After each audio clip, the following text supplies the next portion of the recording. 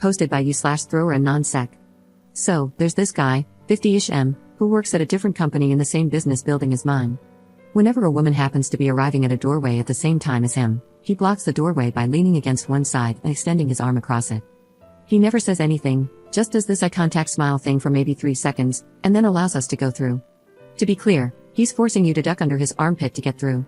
Today, it was finally my turn. I got to the main building door right after him. Instead of holding it open so it didn't close in my face like most people do, he just held it open and stood there with a smug smile. It made me nervous, so I said, can I please enter the building? I need to clock in. He responded with a sarcastic wow, geez, fine, sorry before stepping aside, still holding the door open for me. I then said, stop doing that, we all hate it, and just went in.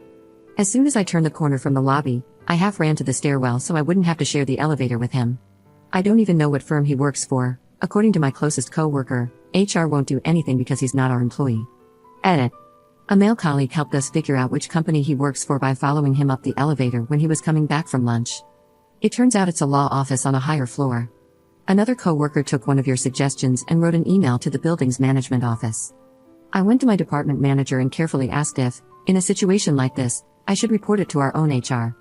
He said it should at least be on record, even if it's hard to prove, which made me give him the fry eyes. IYKYK. But I went back, typed up an email, and sent it, ceasing him and ching other women that I've specifically seen or heard deal with this guy. If he thought I was being hypothetical, now he knows I wasn't. The colleague who followed him to the law office joked that we should hand draw flyers of him to warn people and put them in the elevators. Update 2 days later. Yesterday was a long day for me. I came in early to 1, make up for lost time spent dealing with this BS, and 2, to avoid the noise. However, someone ran into him in the afternoon and went straight to our manager, saying, he's still doing it.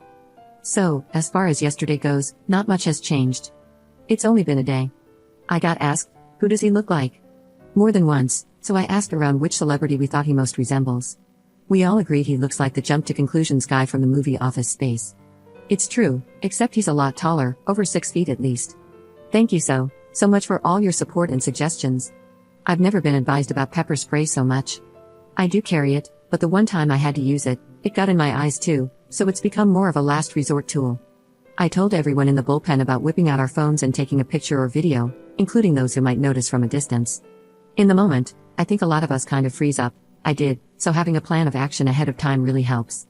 I took someone's suggestion about wearing huge headphones. The theory is that because people who wear those are in their own little world, it's acceptable to show no concern, which makes attention seekers feel less significant. So I wore mine today and arrived at my normal time, but no one was hanging around the main entrance. I'm not sure if that's because of the email or not. It's probably too early to hear of any official steps being taken. But I did feel kind of young and cool on the light rail. Way more comfortable than my AirPods. Several folks asked about what I wrote in the email, so here's a copy-paste of it, with identifying details omitted or changed. I'll post another update when more happens, hopefully today. I keep rereading the email, and my stomach keeps flipping over and over like I'm a kid about to get in huge trouble, vomit-facing OG. 2. HR department at the law offices of blank and blank. I'm writing on behalf of myself and several employees at Call Center Company, located on the 3rd floor of our shared building, to inform you about some workplace harassment we have been experiencing. For several weeks now, an employee at your firm has been intentionally intimidating women by interrupting their path of travel to and from our offices by blocking the doorway with his body in order to force an interaction. He will not move aside until some kind of verbal exchange has happened. He only does this with women, as far as we've observed and documented, which makes us inclined to call this intimate harassment.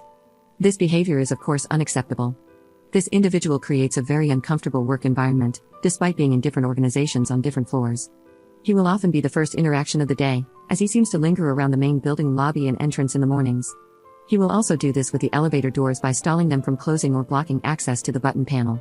This has been setting a tone that interferes with having a secure working experience. Many of us have made multiple attempts to address the issue with this person directly, including myself, who told him firmly that we do not like it when he does this. We are requesting that your firm take immediate action to investigate and address this issue. This has already been discussed with our department manager and HR department, and they are looking forward to hearing from yours.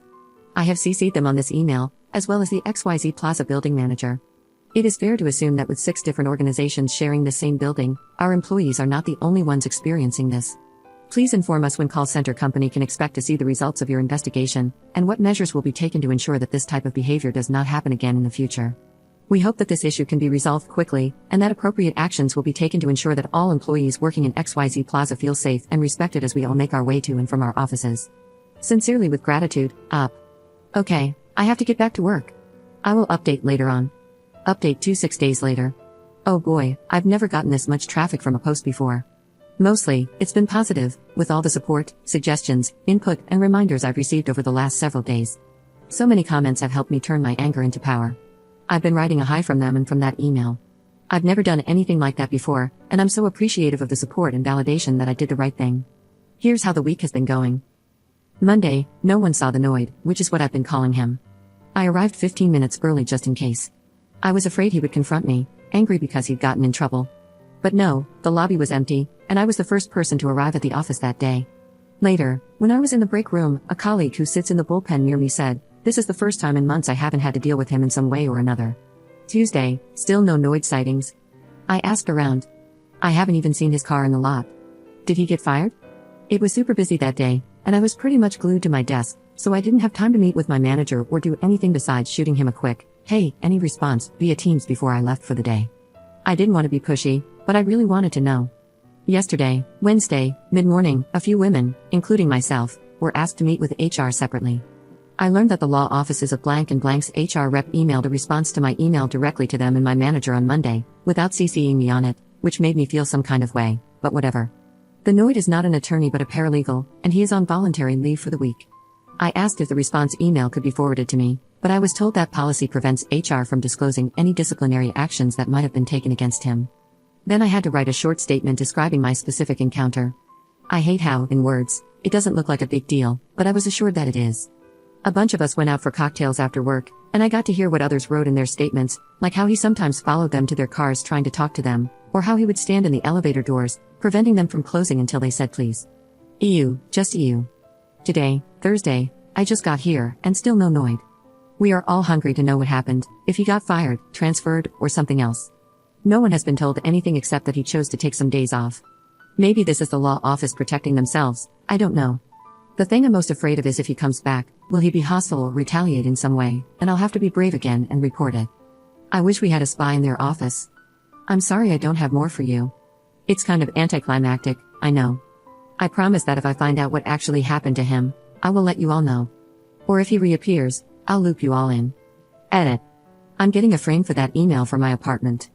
Up in the comments. We are all hungry to know what happened.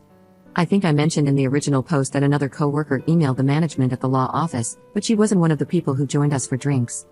I don't know if or when she had her HR meeting. I don't want to ask either, because she's probably just as on edge as I am, and who knows how much worse her encounters were. The fact that she was fed up enough to communicate with them directly is heavy. I've been obsessively ruminating on this, and here are my guesses. 1. Between my email, hers, and our male co-worker following him to see where he worked, they must have gotten a pretty good description and identified him, or his identity was verified from the info in the emails. 2. He does this to women in his own office, and someone in HR immediately knew who we were referring to. Maybe he's even been reported before but had plausible deniability. Also insane how I'm learning all these legal terms, lol. I'm seriously considering going back to school and getting a law degree at 50, how insane is that? 3. No one was identified, but maybe a company-wide reminder went out about reporting intimate harassment. At my job, we have to do video trainings on stuff like this every year or so maybe they had a meeting or sent a mass email. 4. This isn't the case, but for a couple of days, I was really worried. What if the Noid was their HR rep, and he was like, "Oh crap," and just noped right out of town?